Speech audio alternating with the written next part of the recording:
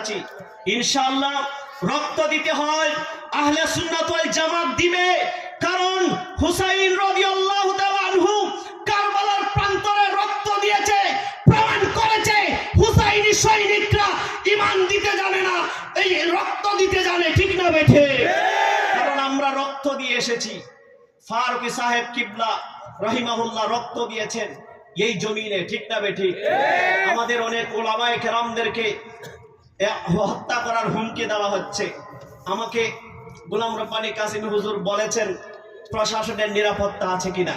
কারণ আমাদের উলামায়ে কেরাম এখন যারা বক্তব্য দিচ্ছেন তারা ভয় পাচ্ছে।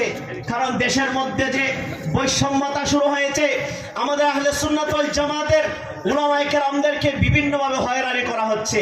আমরা এর প্রতিবাদ জানাই। আজকে ইলাকার ফানের সুন্নি যুব সংঘের যুব সমাজের